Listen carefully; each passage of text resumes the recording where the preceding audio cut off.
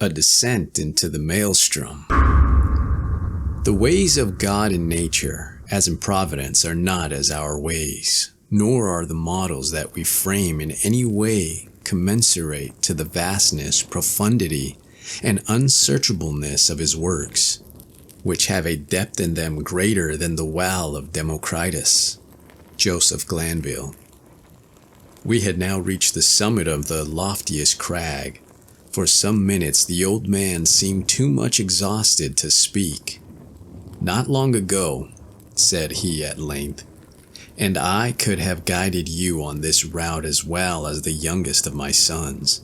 But about 3 years past, there happened to me an event such as never happened before to mortal man, or at least such as no man ever survived to tell of. And the 6 hours of deadly terror which I then endured have broken me up body and soul. You suppose me a very old man, but I am not. It took less than a single day to change these hairs from a jetty black to white, to weaken my limbs and to unstring my nerves, so that I tremble at the least exertion, and am frightened at a shadow. Do you know I can scarcely look over this little cliff without getting giddy?" The little cliff, upon whose edge he had so carelessly thrown himself down to rest that the weightier portion of his body hung over it, while he was only kept from falling by the tenor of his elbow on its extreme and slippery edge.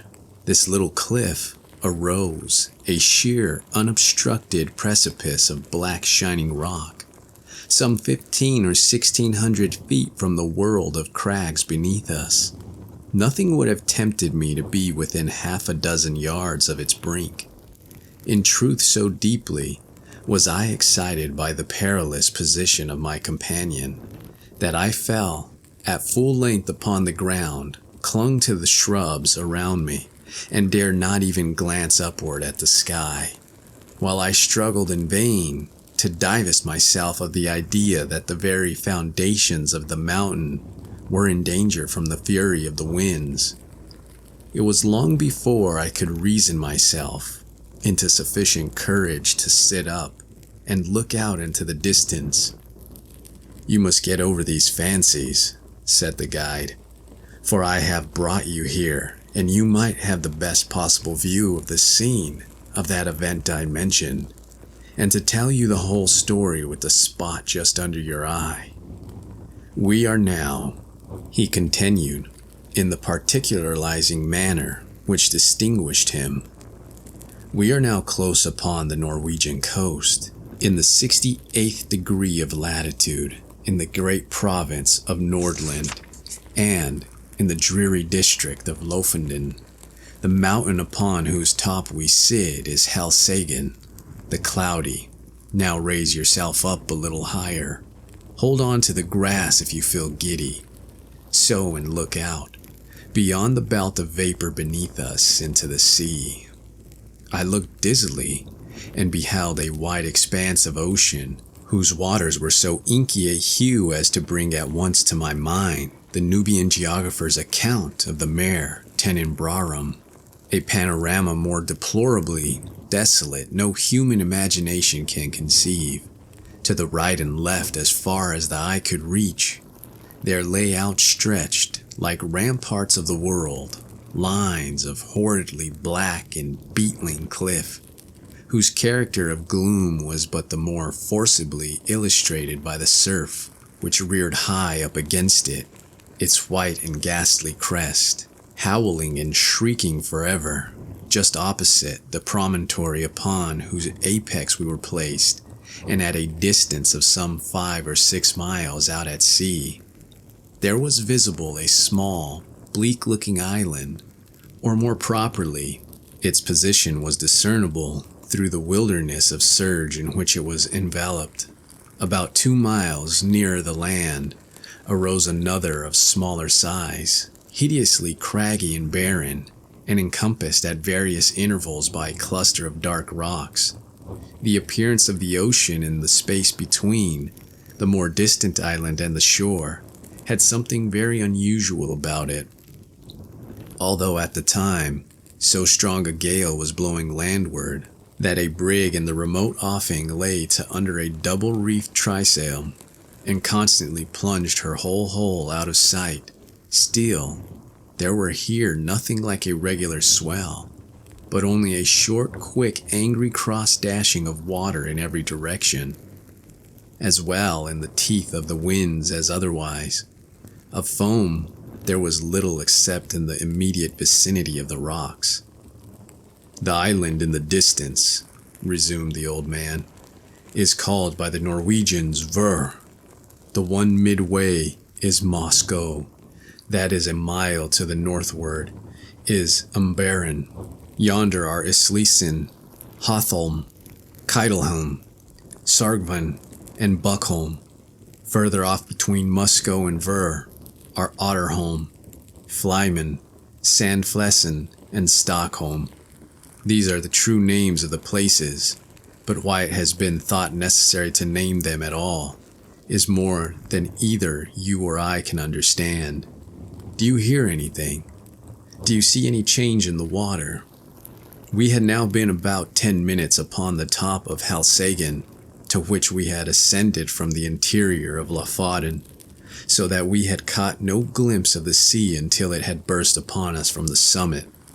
As the old man spoke, I became aware of a loud and gradually increasing sound, like the moaning of a vast herd of buffaloes upon an American prairie, and at the same moment, I perceived that what seamen term the chopping character of the ocean beneath us was rapidly changing into a current which set to the eastward. Even while I gazed, this current acquired a monstrous velocity. Each moment added to its speed, to its headlong impetuosity. In 5 minutes, the whole sea, as far as Ver, was lashed into ungovernable fury. But it was between Moscow and the coast that the main uproar held its sway. Here, the vast bed of the waters, seamed and scarred into 1,000 conflicting channels, burst suddenly into frenzied convulsion, heaving, boiling, hissing, gyrating in gigantic and innumerable vortices, and all whirling and plunging onto the eastward with a rapidity which water never elsewhere assumes, except in precipitous descents. In a few minutes more, there came over the scene another radical alteration.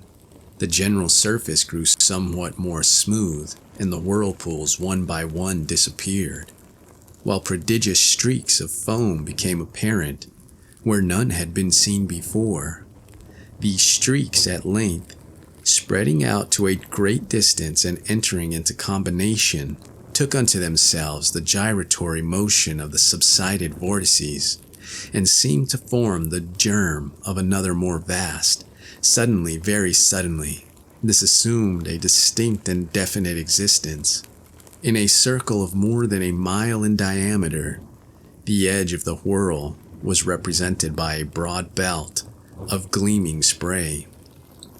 But no particle of this slipped into the mouth of the terrific funnel, whose interior, as far as the eye could fathom it, was a smooth, shining and jet-black wall of water, inclined to the horizon at an angle of some 45 degrees, speeding dizzily round and round with a swaying and sweltering motion, and sending forth to the winds an appalling voice, half shriek, half roar, such as not even the mighty cataract of Niagara ever lifts up in its agony to heaven. The mountain trembled to its very base, and the rock rocked. I threw myself upon my face and clung to the scant herbage in an excess of nervous agitation. "This," said I at length to the old man, "this can't be nothing else than the great whirlpool of the Maelstrom." "So it is sometimes termed," said he.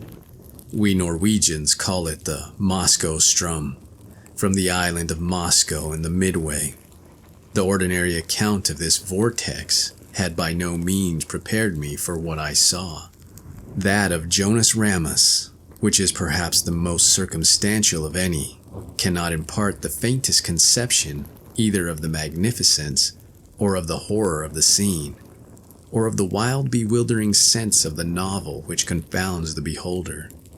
I am not sure from what point of view the writer in question surveyed it, nor at what time, but it could have neither been from the summit of Helseggen nor during a storm.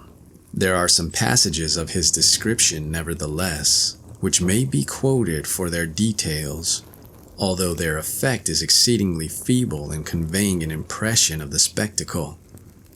Between Lofoten and Musco, he says, the depth of the water is between 36 and 40 fathoms, but on the other side, toward Ver, this deep decreases so as not to afford a convenient passage for a vessel, without the risk of splitting on the rocks, which happens even in the calmest weather.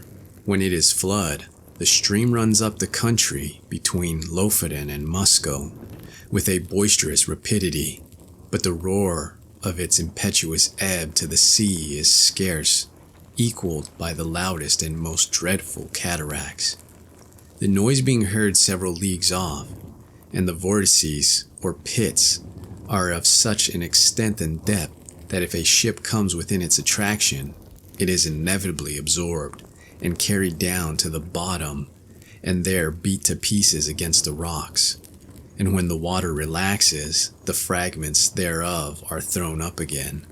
But these intervals of tranquility are only at the turn of the ebb and flood, and in calm weather, and last but a quarter of an hour, its violence gradually returning.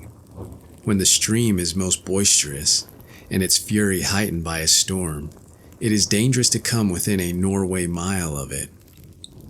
Boats, yachts, and ships have been carried away by not guarding against it, before they were carried within its reach. It likewise happens frequently that whales come too near to the stream, and are overpowered by its violence, and then it is impossible to describe their howlings and bowlings and their fruitless struggles to disengage themselves. A bear once attempting to swim from Lofoten to Moscow was caught by the stream and borne down, while he roared terribly, so as to be heard on shore. Large stalks of firs and pine trees, after being absorbed by the current, rise again broken and torn to such a degree as if bristles grew upon them. This plainly shows the bottom to consist of craggy rocks, among which they are whirled to and fro. The stream is regulated by the flux and reflux of the sea, it being constantly high and low water every 6 hours. In the year 1645, early in the morning of Sexagesima Sunday, it raged with such noise and impetuosity that the very stones of the house on the coast fell to the ground. In regards to the depth of the water, I could not see how this could have been ascertained at all in the immediate vicinity of the vortex. The 40 fathoms must have reference only to portions of the channel close upon the shore, either of Moscow or Lofoten. The depth in the center of the Moscow Strom must be unmeasurably greater, and no better proof of this fact is necessary than can be obtained from even the sidelong glance into the abyss of the whirl, which may be had from the highest crag of Helseggen. Looking down from this pinnacle upon the howling Phlegethon below, I could not help smiling at the simplicity with which the honest Jonas Ramus records, as a matter difficult of belief, the anecdotes of the whales and the bears, for it appeared to me, in fact, a self-evident thing that the largest ships of the line in existence, coming within the influence of that deadly attraction, could resist it as little as a feather, the hurricane, and must disappear bodily and at once. The attempt to account for the phenomenon, some of which I remember, seemed to me sufficiently plausible in perusal, now wore a very different and unsatisfactory aspect. The idea generally received is that this, as well as 3 smaller vortices among those Faroe Islands, have no other cause than the collision of waves rising and falling, at flux and reflux, against a ridge of rocks and shells, which confines the water so that it precipitates itself like a cataract. And thus the higher the flood rises, the deeper must the fall be, and the natural result of all is a whirlpool or vortex, the prodigious suction of which is sufficiently known by lesser experiments. These are the words of the Encyclopedia Britannica. Kircher and others imagine that in the center of the channel of the Maelstrom is an abyss penetrating the globe and issuing in some very remote part, the Gulf of Bothnia, being somewhat decidedly named in one instance. This opinion, idle in itself, was the one to which, as I gazed, my imagination most readily assented, and mentioning it to be the guide, I was rather surprised to hear him say that, although it was the view almost universally entertained of the subject by the Norwegians. It nevertheless was not his own. As to the former notion, he confessed his inability to comprehend it. And here I agreed with him, for however conclusive on paper, it becomes altogether unintelligible and even absurd amid the thunder of the abyss. "You have had a good look at the whirl now," said the old man, "and if you will creep round this crag, so as to get in its lee and deaden the roar of the water, I will tell you a story that will convince you I ought to know something of the Maelstrom." I placed myself as desired, and he proceeded.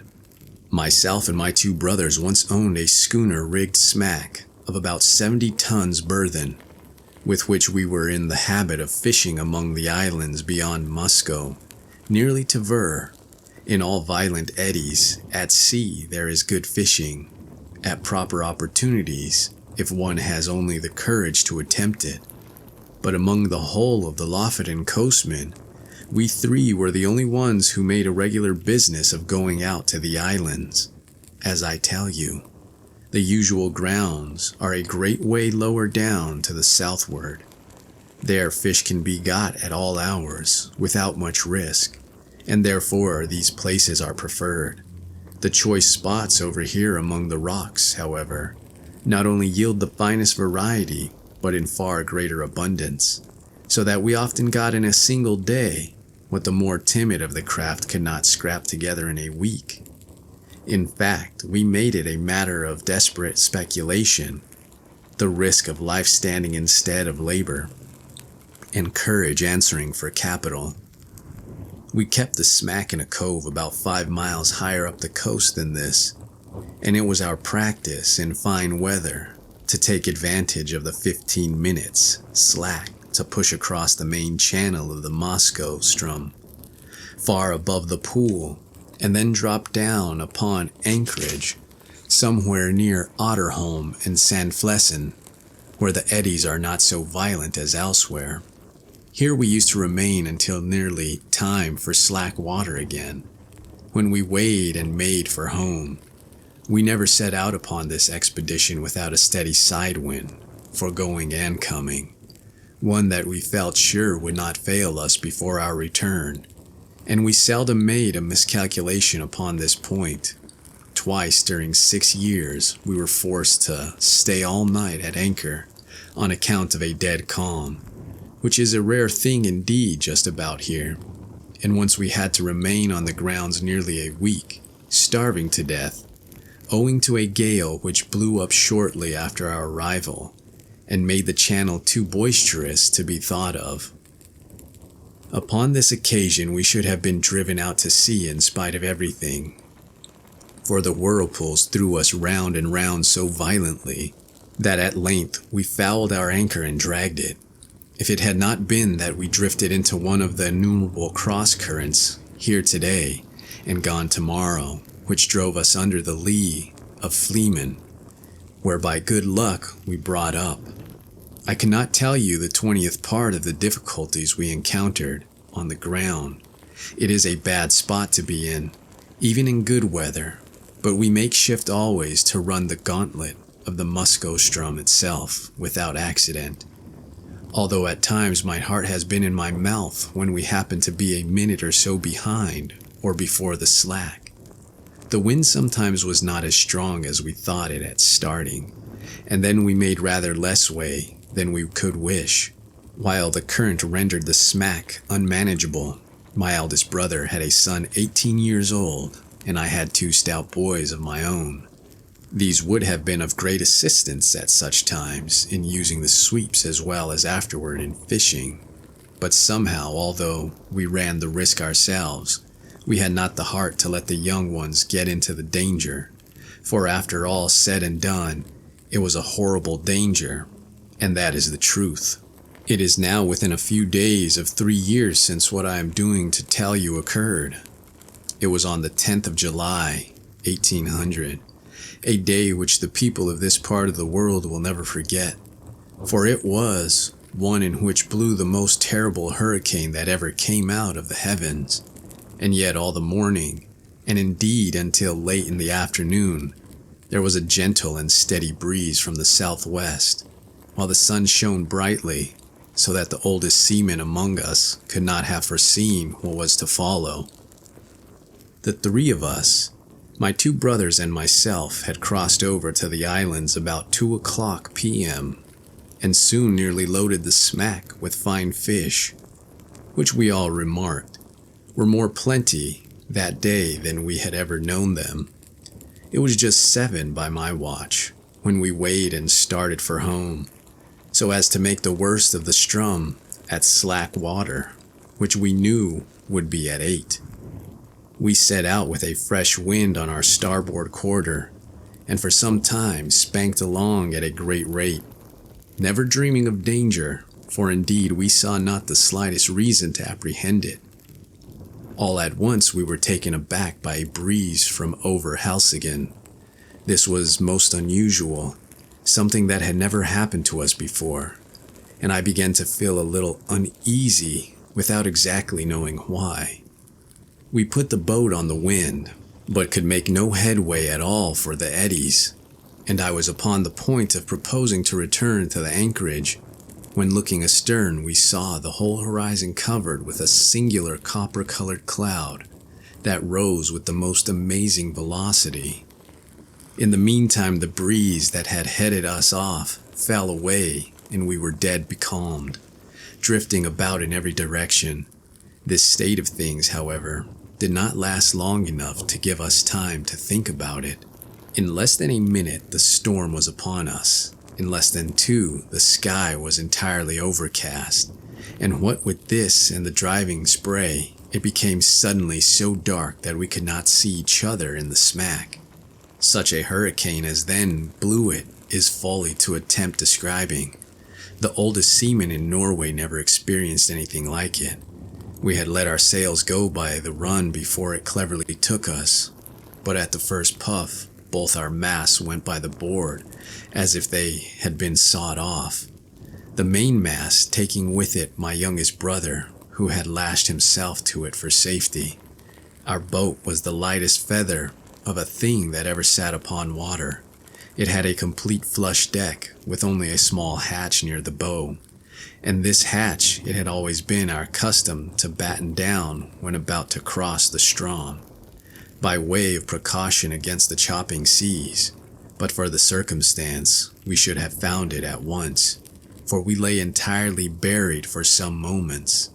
How my elder brother escaped destruction, I cannot say, for I never had an opportunity of ascertaining.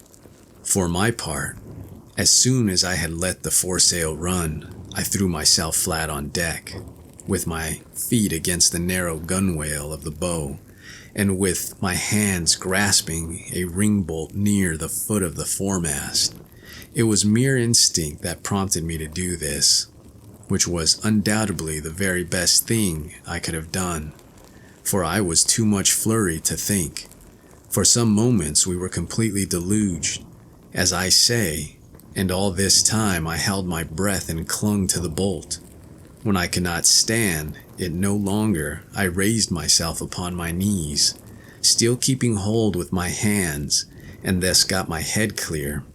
Presently our little boat gave herself a shake, just as a dog does in coming out of the water, and thus rid herself in some measure of the seas. I was now trying to get to the better of the stupor that had come over me, and to collect my senses so as to see what was to be done, when I felt somebody grasp my arm. It was my elder brother, and my heart leaped for joy, for I had made sure that he was overboard. But the next moment all this joy was turned into horror, for he put his mouth close to my ear and screamed out the word, Maelstrom. No one ever will know what my feelings were at that moment. I shook from head to foot, as if I had had the most violent fit of the ague. I knew what he meant by that one word well enough. I knew what he wished to make me understand. With the wind that now drove us on, we were bound for the whirl of the Strom, and nothing could save us. You perceive that in crossing the Strom channel, we always went a long way up above the whirl, even in the calmest weather, and then had to wait and watch carefully for the slack. But now we were driving right upon the pool itself, and in such a hurricane as this, to be sure, I thought, we shall get there just about the slack. There is some little hope in that. But in the next moment I cursed myself for being so great a fool as to dream of hope at all. I knew very well that we were doomed. Had we been 10 times a 90 gun ship, by this time the first fury of the tempest had spent itself, and perhaps we did not feel it so much, as we scudded before it. But at all events, the seas, which at first had been kept down by the wind, and lay flat and frothing, now got up into absolute mountains. A singular change, too, had come over the heavens. Around in every direction, it was still as black as pitch, but nearly overhead there burst out all at once a circular rift of clear sky, as clear as I ever saw, and of a deep bright blue, and through it there blazed forth the full moon with a luster that I never before knew her to wear. She lit up everything about us with the greatest distinctness, but oh God, what a scene it was to light up.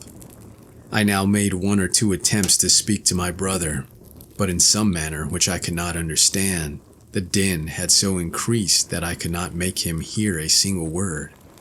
Although I screamed at the top of my voice in his ear, presently he shook his head, looking as pale as death, and held up one of his fingers as if to say, "Listen." At first I could not make out what he meant, but soon a hideous thought flashed upon me. I dragged my watch from its fob. It was not going.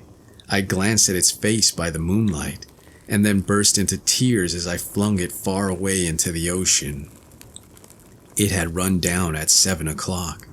We were behind the time of the slack, and the whirl of the Strom was in full fury.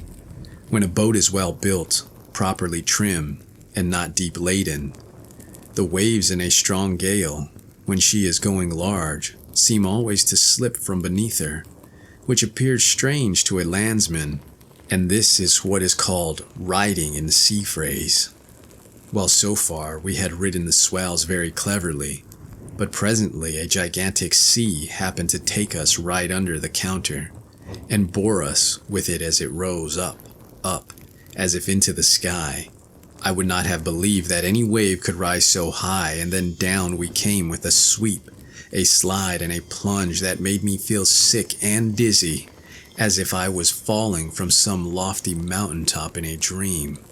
But while we were up, I had thrown a quick glance round, and that one glance was all sufficient. I saw our exact position in an instant. The Maelstrom whirlpool was about 1/4 of a mile dead ahead, but no more like the everyday Maelstrom than the whirl, as you now see it, is like a mill race.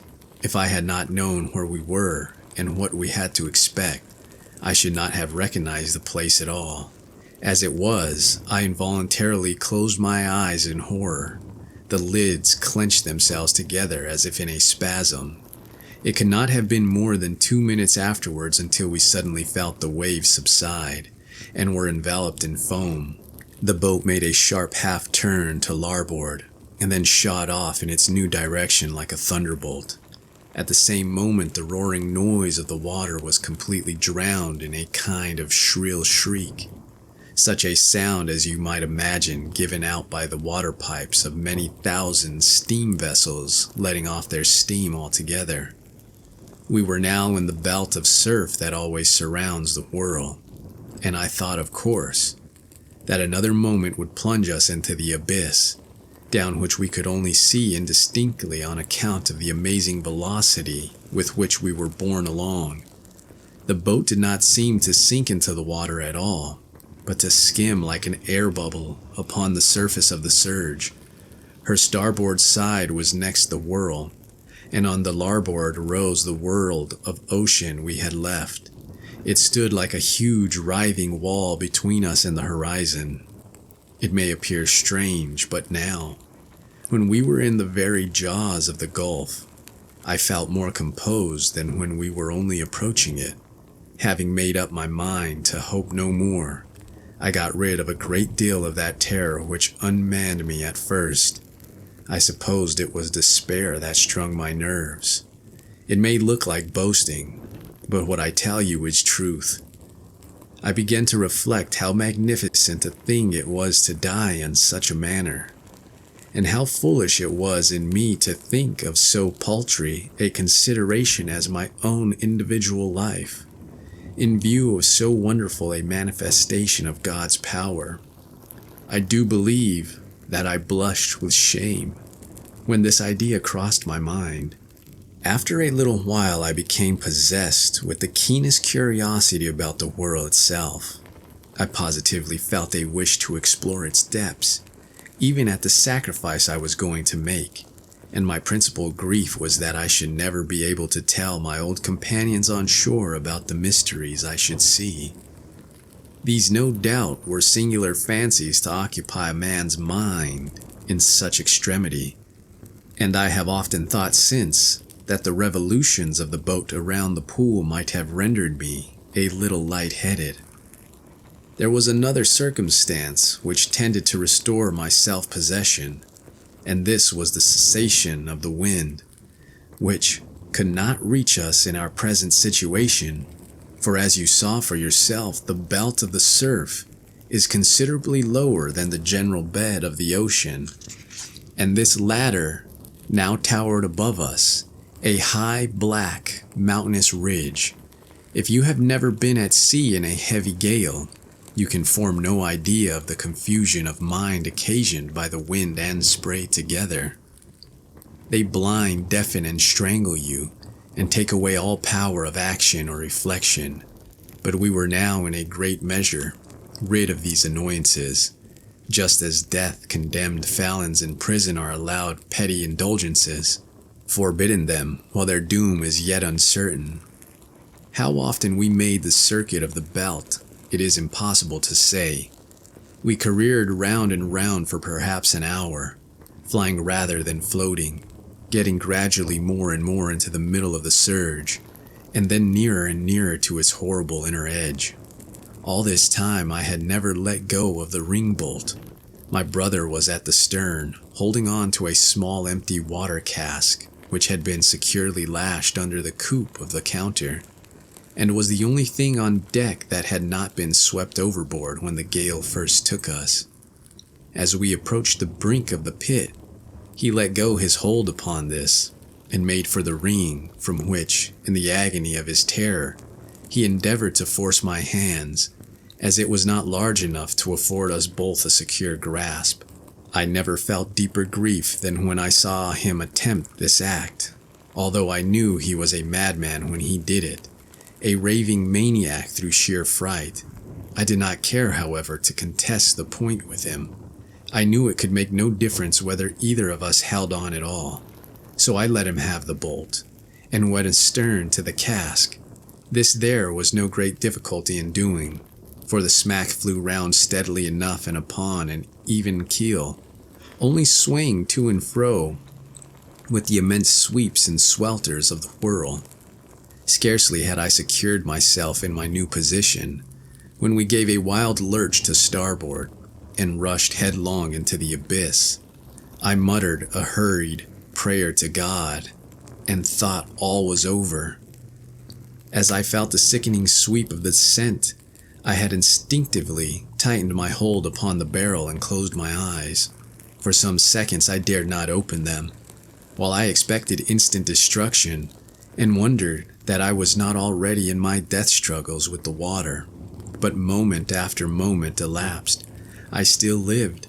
The sense of falling had ceased, and the motion of the vessel seemed much as it had been before, while in the belt of foam, with the exception that she now lay more along. I took courage and looked once again upon the scene. Never shall I forget the sensation of awe, horror, and admiration with which I gazed about me. The boat appeared to be hanging, as if by magic, midway down upon the interior surface of a funnel, vast in circumference, prodigious in depth, and whose perfectly smooth sides might have been mistaken for ebony, but for the bewildering rapidity with which they spun around, and for the gleaming and ghastly radiance they shot forth, as the rays of the full moon from that circular rift amid the clouds, which I have already described, streamed in a flood of golden glory along the black walls and far away down into the innermost recesses of the abyss. At first I was too much confused to observe anything accurately. The general burst of terrific grandeur was all that I beheld. When I recovered myself a little, however, my gaze fell instinctively downward.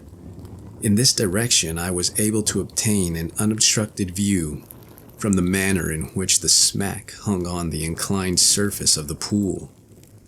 She was quite upon an even keel, that is to say, her deck lay in a plane parallel with that of the water, but this latter sloped at an angle of more than 45 degrees, so that we seemed to be lying upon our beam ends.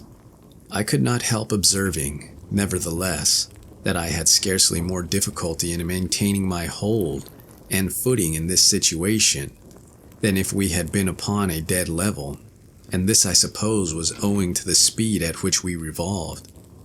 The rays of the moon seemed to search the very bottom of the profound gulf, but still I could make out nothing distinctly on account of a thick mist in which everything there was enveloped, and over which there hung a magnificent rainbow, like that narrow and tottering bridge which Mussulmans say is the only pathway between time and eternity. This mist or spray was no doubt occasioned by the clashing of the great walls of the funnel, as they all met together at the bottom, but the yell that went up to the heavens from out of that mist I dare not attempt to describe. Our first slide into the abyss itself, from the belt of foam above, had carried us to a great distance down the slope, but our farther descent was by no means proportionate. Round and round we swept, not with any uniform movement, but in dizzying swings and jerks that sent us sometimes only a few hundred yards, sometimes nearly the complete circuit of the whirl. Our progress downward at each revolution was slow, but very perceptible. Looking about me upon the wide waste of liquid ebony on which we were thus borne, I perceived that our boat was not the only object in the embrace of the whirl. Both above and below us were visible fragments of vessels, large masses and building timber and trunks of trees, with many smaller articles such as pieces of house furniture, broken boxes, barrels, and staves. I have already described the unnatural curiosity which had taken the place of my original terrors. It appeared to grow upon me as I drew nearer and nearer to my dreadful doom. I now began to watch, with a strange interest, the numerous things that floated in our company. I must have been delirious, for I even sought amusement in speculating upon the relative velocities of their several descents toward the foam below. This fir tree, I found myself at one time saying, will certainly be the next thing that takes the awful plunge and disappears. And then I was disappointed to find that the wreck of a Dutch merchant ship overtook it and went down before. At length, after making several guesses of this nature, and being deceived in all, this fact, the fact of my invariable miscalculation, set me upon a train of reflection that made my limbs again tremble and my heart beat heavily once more. It was not a new terror that thus affected me, but the dawn of a more exciting hope. This hope arose partly from memory and partly from present observation. I called to mind the great variety of buoyant matter that strewed the coast of Lofoden, having been absorbed and then thrown forth by the Maelstrom. By far the greater number of the articles were shattered in the most extraordinary way, so chafed and roughened as to have the appearance of being stuck full of splinters. But then I distinctly recollected that there were some of them which were not disfigured at all. Now I could not account for this difference except by supposing the roughed fragments were the only ones which had been completely absorbed, that the others had entered the whirl at so late a period of the tide, or from some reason had descended so slowly after entering, that they did not reach the bottom before the turn of the flood came, or of the ebb. As the case might be, I conceived it possible in either instance that they might thus be whirled up again to the level of the ocean, without undergoing the fate of those which had been drawn in more early or absorbed more rapidly. I made also 3 important observations. The first was that as a general rule, the larger the bodies were, the more rapid their descent. The second, that between 2 masses of equal extent, the one spherical and the other of any other shape, the superiority in speed of descent was with the sphere. The third, that between 2 masses of equal size, one cylindrical and the other of any other shape, the cylinder was absorbed more slowly. Since my escape, I have had several conversations on this subject with an old schoolmaster of the district, and it was from him that I learned the use of the words cylinder and sphere. He explained to me, although I have forgotten the explanation, how what I observed was, in fact, the natural consequence of the forms of the floating fragments, and showed me how it happened that a cylinder swimming in a vortex offered more resistance to its suction and was drawn in with greater difficulty than an equally bulky body of any form whatever. There was one startling circumstance which went a great way in enforcing these observations and rendering me anxious to turn them to account, and this was that at every revolution we passed something like a barrel, or else the yard of the mast of a vessel, while many of these things which had been on our level when I first opened my eyes upon the wonders of the whirlpool were now high up above us and seemed to have moved but little from their original station. I no longer hesitated what to do. I resolved to lash myself securely to the water cask upon which I now held, to cut it loose from the counter and to throw myself with it into the water. I attracted my brother's attention by signs, pointed to the floating barrels that came near us, and did everything in my power to make him understand what I was about to do. I thought at length that he comprehended my design, but whether this was the case or not, he shook his head despairingly and refused to move from his station by the ringbolt. It was impossible to reach him. The emergency admitted of no delay, and so with a bitter struggle, I resigned him to his fate, fastened myself to the cask by means of the lashings which secured it to the counter, and precipitated myself with it into the sea without another moment's hesitation. The result was precisely what I had hoped it might be. As it is myself who now tell you this tale, as you see that I did escape, and as you are already in possession of the mode in which this escape was effected, and must therefore anticipate all that I have farther to say, I will bring my story quickly to conclusion. It might have been an hour, or thereabout, after my quitting the smack, when having descended to a vast distance beneath me, it made 3 or 4 wild gyrations in rapid succession, and bearing my loved brother with it, plunged headlong at once and forever into the chaos of foam below. The barrel to which I was attached sunk very little farther than half the distance between the bottom of the gulf and the spot at which I leaped overboard. Before a great change took place in the character of the whirlpool, the slope of the sides of the vast funnel became momently less and less steep.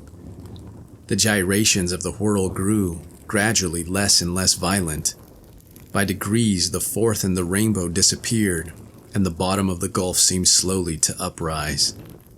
The sky was clear, the winds had gone down, and the full moon was setting radiantly in the west. When I found myself on the surface of the ocean, in full view of the shores of Lofoden, and above the spot where the pool of the Maelstrom had been, it was the hour of the slack, but the sea still heaved in mountainous waves from the effects of the hurricane. I was borne violently into the channel of the Strom, and in a few minutes was hurried down the coast into the grounds of the fisherman.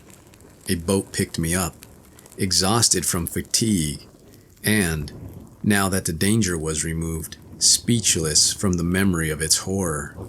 Those who drew me on board were my old mates and daily companions, but they knew me no more than they would have known a traveler from the spirit land. My hair, which had been raven black the day before, was as white as you see it now. They say to that, the whole expression of my countenance had changed. I told them my story. They did not believe it. I now tell it to you, and I can scarcely expect you to put more faith in it than did the merry fishermen of Lofoden.